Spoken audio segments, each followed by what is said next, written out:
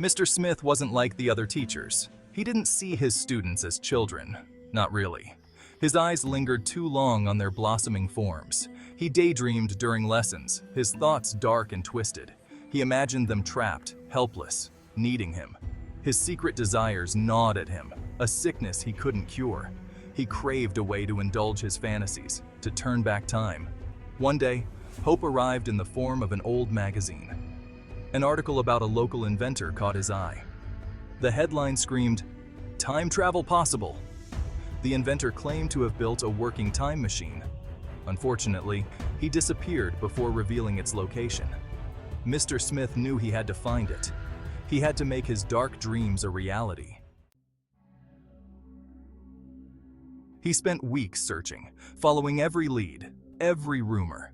Finally, he found it, a dilapidated shed in a junkyard, filled with wires, metal scraps, and a strange contraption in the center. The time machine. It was broken, wires sparking, dials smashed. But Mr. Smith saw potential, not damage.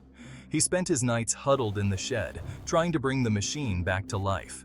He barely slept, his mind consumed by the possibilities. One night, amidst a flurry of sparks and a deafening crack, the machine whirred to life. Mr. Smith, blinded by his desire, didn't hesitate. He pulled a lever, and a surge of energy shot through him. He didn't travel through time. Instead, he was trapped. His body shrunk, his clothes pooling around his ankles. He was a child again, staring up at the massive machine that had betrayed him. He felt a chill run down his spine. It was more than just his body. The time machine had malfunctioned, trapping him in his younger self. But his mind, his memories, his dark desires, they remained. He was a monster trapped in a child's body. Section 4. Back to school. Again. His nightmare worsened. He was forced to return to school, the same school where he taught. He saw his former students, now his classmates. They treated him like a child, and he was forced to play the part. He had to sit through the same lessons, endure the same boring lectures.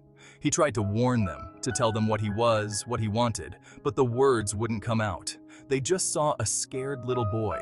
His secret remained safe, his desires burning within him. He was a prisoner in his own personal hell.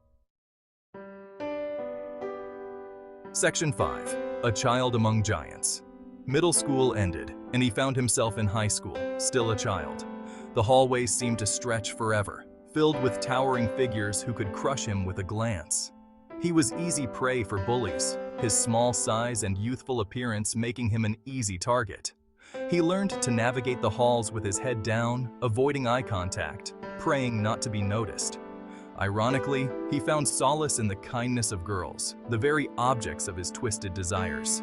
They saw him as harmless, a little brother to protect. Their presence soothed the darkness within him, reminding him of the innocence he had lost. He would spend his life reliving his youth, trapped in this perpetual cycle of longing and regret.